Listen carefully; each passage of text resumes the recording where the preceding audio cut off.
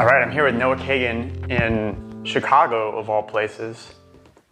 And what are you doing in Chicago? Hi, David. Hi, Noah. Good to see you. Good to see you. I'm in Chi-Town. Do you guys call it Chirac?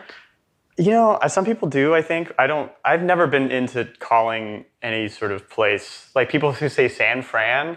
What do you say? I find it really grating on my ears. I say Chi-Ran or sometimes Chi-Israel, but it like really depends what other countries have the same spellings that I can do that with. No, so I'm here. Some people call it Chi-Town too, but I also, you know, you can go ahead and call it. I'm not going to judge you. Yeah, Chicago. No, so I am here. This weekend I was here because my friend got married months ago. So for his wedding gift, I took him to Alinea and Aviary. And so we had a nice weekend for that. And then the rest of the team from the sumo group, we're all coming out for a team retreat. We do this 1 week retreat where we party, we cry. It's like summer camp for adults. Right, for adult sumos. For adult sumos. So we basically come out and we have all these activities and bonding and fun things to do, and you get to know each other. So for people who don't know what Alinea and Aviary is, how would you describe? It's like, how do you describe it to your grandmother? It's basically there's different levels of food, right? So there's an egg, and you can eat an egg. It's very ordinary. It's pretty standard. You have a hard-boiled egg anywhere. And then you get up in terms of complexity of food, right? Yeah. So then you have then you make an omelet. Then you do this. And then, so these guys are doing dishes that are 10 times. Then you make a hot air balloon out of eggs. Out of eggs that has sugar and helium inside. This is true. Covered in sugar that you eat, suck the helium, and then you eat the string as well. Yeah, I saw the video on Snapchat, and your dining partner had a very high voice from the helium in some sort of balloon. I mean, it's just basically if you had to think in terms of an education system, your local McDonald's is elementary school. This is PhD thesis from Harvard in terms of the complexity. And then Aviary that's for food. And then Aviary is that for drinks. Yeah. So they had a drink that came in a bag that smelled like oatmeal. There's these things, I call it white people things, where I'm why are you guys paying for this stuff? Right? The drinks are $25 a piece. Oh, yeah, it's expensive. But and it's houses and a lot of the architecture that I'm man, it's all the same. It all looks ordinary. This was different. To me, this was I'm happy to pay $20 a drink, which I think is really high, but I think the value was there. Yeah, to have these drinks that they take it to a whole other level. It's just something that you'll only experience very infrequently in your life. Right. And those are the moments of life that you will never forget.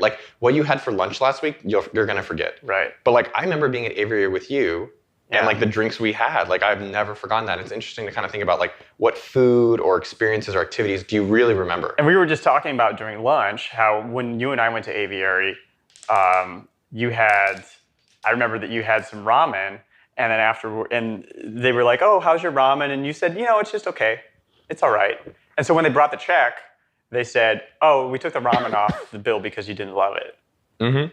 And did that work? You ended up going back, didn't you? Yeah. I think that's another thing, just for anyone listening. One of my favorite not favorite, but a thing I prefer is when I'm at restaurants, I'm not looking to get a discount. I don't want to get the free ramen, but I want them to actually be better. Right. So when they're how's your food? Everyone always says this, 90%. What's good? It's fine. It's good. Right? Even when it's not. I do it all the time. Why don't we tell the truth? Why don't we say no, this was shitty. This was cold. I think you could have put a little more cumin in this. Yeah. I think partly because I don't think they want the feedback. So dude, I'm the waiter. I don't care. And I can't do much about it. Yeah. I also, it's have you ever gone to the grocery store and they say, oh, did you find everything all right? And you're no, you were out of whatever. And then they're oh, well, I'm sorry. There's nothing I can do about that at all. They always ask you at the end, too. I'm bro, I've been looking for a while. Or at the restaurant. So this is something, a pet peeve of mine. Don't tell me about your specials after I've already committed to the menu. I've already been here. Yeah. I'm already reading the menu. And they're hey, do you want to hear the special? I'm no, I love the turkey sandwich. I don't want to hear your specials. I'm terrible with specials because as they're talking, I'm not even listening. It's just completely going straight. Maybe there's different people who hear things, who consume information differently or something, and they hearing the specials. Versus the visual. I'm never paying attention to the specials. Well, because normally if the specials are on paper, I think I'm probably more likely to order it versus having to process it from someone verbally saying it. Mm-hmm. The thing with the feedback on the restaurants, for me, it's a lot of times they walk around like a manager, how's the food? How's the food? They don't want to hear anything. But sometimes I get the impression that it's a person that has the ability to change it or is really interested. I would prefer to say this is why I think you can make it a lot better. They want to give the impression that they care. Is that kind of it? Yeah, I mean, they're fake caring. Oh, food's Right. good, yeah. I'm like, well, one, they set up the question poorly, but I think like with our companies, sometimes people ask, and I know you were talking about success, like why I think we've done well, relatively well, is because we're like, one, we're probably just never satisfied, but we ask ourselves that a lot of the time, like which part of our ramen is cold?